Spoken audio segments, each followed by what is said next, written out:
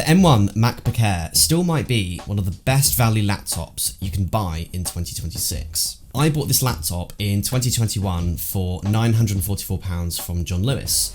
Today, in 2026, you can pick it up for less than £400 in the UK. I still use this laptop every single week for 4K video editing using footage shots on my iPhone, and it still works brilliantly. So the question is the M1 Macbook Air still worth buying or even considering in 2026? So why was the M1 Macbook Air such a big deal? I genuinely think the M1 Macbook Air will be remembered as one of the most important laptops ever made. The Intel version of the MacBook Air was already a great ultra portable laptop, but when Apple added the M1 chip, I think it completely changed the game, and that's when people's expectations for laptops just really improved. Suddenly you had a laptop that was silent, that was thin, had great battery life, but also was powerful enough for professional work. Now, if you are a professional video editor, it does get awkward because the M1 MacBook Air does lack ports, but I found that I just always bought a USB-C hub with me and I got used to that.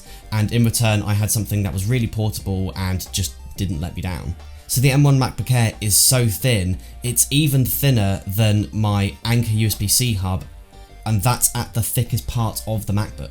So why did I buy the M1 MacBook Air? So I bought the baseline M1 MacBook Air and I bought it to do professional video editing. So back in 2021, when I was a freelance video editor, I did video editing for trade shows and events. I had to do quick turnaround videos, so I had to take footage from Sony FS7s and broadcast cameras and turn it into quick turnaround highlights videos for social media. Quite often it was in 1080p, but I still do 4K video editing in DaVinci. I have even edited Apple ProRes 4K video on this Mac, and it just works really well. I used to edit in Premiere Pro, but about 2-3 years ago I moved over to DaVinci Resolve, and only until very recently have I moved over to the Apple Silicon version of DaVinci Resolve. The laptop still performs really quickly, it's silent, it does get quite hot, but the battery life is still good. The screen is good, the speakers are good, and the keyboard is comfortable to type on. The question is, should you buy this laptop in 2026? So as you know, the MacBook Neo was released recently, and that came out for £599 in the UK. So there are also lots of other Windows laptops available at similar prices. So you may be wondering, should you buy a second-hand M1 MacBook Air, or should you buy something newer like the MacBook Neo? For £400, you're getting an excellent quality laptop. It's premium quality, great screen, great speakers, great portability, and a laptop that still feels modern. What's really important to think about is software support. How long will Apple continue to support the M1 MacBook Air? Right now, in May 2026, macOS Tahoe is the latest version of macOS. So Apple still supports Intel MacBook Pros from 2019 and MacBook Airs from 2020. So in the next version of macOS, which is coming up soon, they are not going to be supporting Intel Macs. So according to websites like 9to5Mac and Mac Rumors, Apple Silicon Macs, including M1 devices, are still expected to receive software support for at least a couple more years.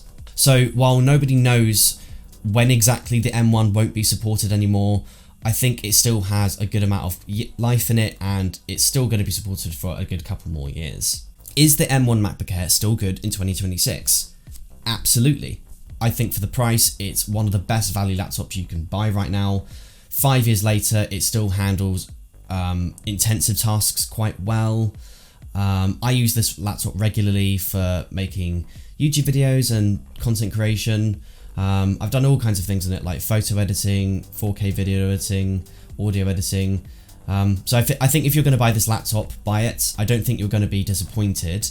If you want to be on the safe side, then I probably would recommend the MacBook Neo, because that will be supported for many more years after the M1 MacBook Air.